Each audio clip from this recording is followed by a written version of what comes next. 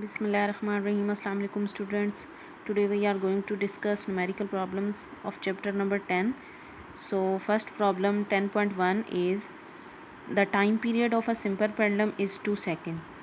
Okay, time period simple pendulum का कितना है 2 second. What will be its length on the earth? ठीक है, अर्थ पे लेंथ कितनी होगी इसकी सिंपल पेंडुलम की. What will be its length on the moon. अगर हम उसी सिंपल पेंडुलम को मून पे ले जाते हैं तो उस प्लैनेट पे इसकी जो है लेंथ कितनी होगी. If G M is equal to G E over 6. ठीक है, आपको पता है कि एक्सेलरेशन ड्यू टू ग्रेविटी जो होता है मून पे चेंज होता है acceleration due to gravity on earth से.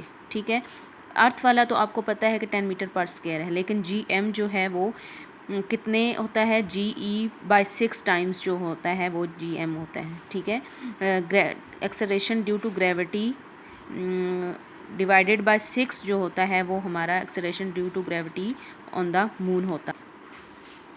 सो ये है हमारा 10.1 न्यूमेरिकल का सॉल्यूशन.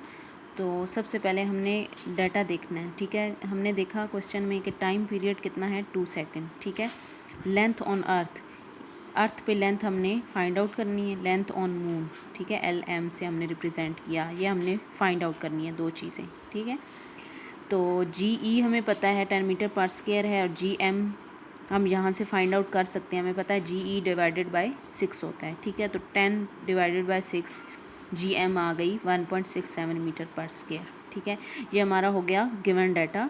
उसके बाद हमने जो फार्मूला यूज़ करना है वो है टाइम पीरियड का. T is equal to 2 pi under root L E over G ई.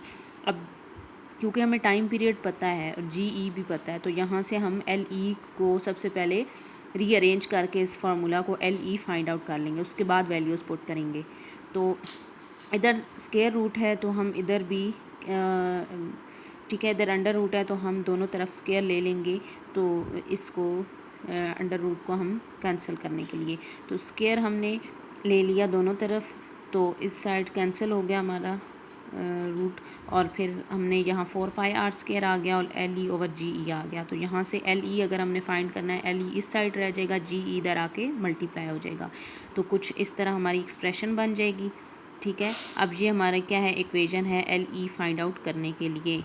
ठीक है, तो जब हम इसमें सारी वैल्यूज़ पुट करेंगे जो कि हमें पता है तो इससे आंसर आ जाएगा 1.02 मीटर. ठीक है, ये हमारा आंसर आ गया एल ई का.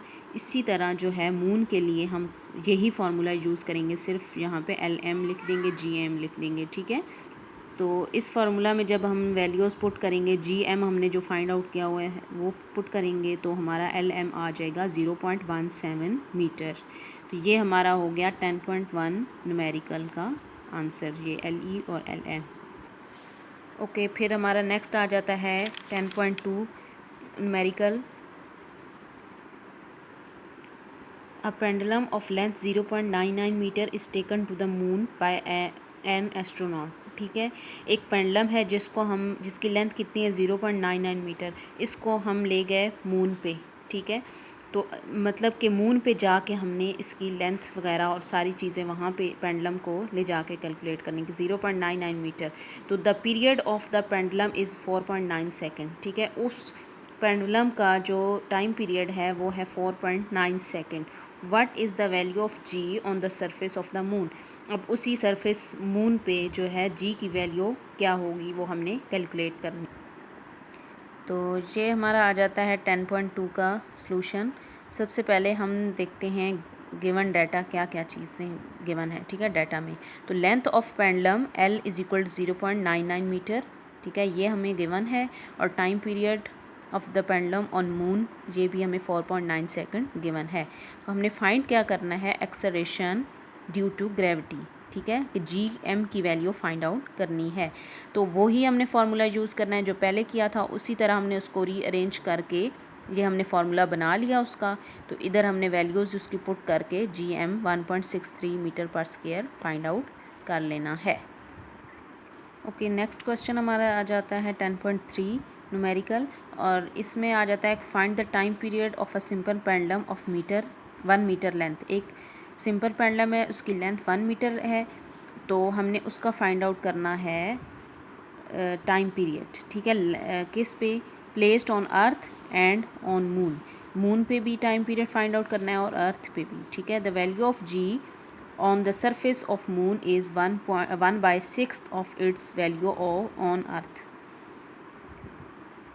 ये चीज़ तो मैं पहले से ही पता है, फर्स्ट न्यूमेरिकल में ही हमने देखी कि 1/6 ऑफ इट्स वैल्यू ऑन अर्थ, ठीक है। कि जी एम जो होगा जी ई के 1/6 टाइम्स होगा, ठीक है। तो जी E is 10 metre per square, ये भी हमें पता है। तो ये हमारा क्वेश्चन हो गया 10.3।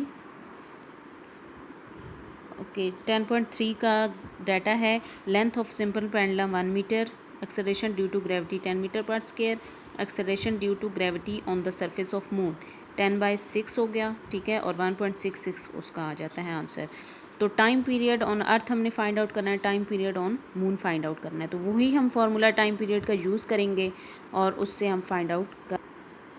उससे हम ये दोनों चीज़ें फाइंड आउट कर लेंगे। सबसे पहले टी ई फाइंड किया हमने वैल्यूज़ पुट करके, जो कि आ गया 2 सेकेंड 1.98 था, तो उसको हम अप्रॉक्सीमेटली 2 सेकेंड बोल सकते हैं, ठीक है।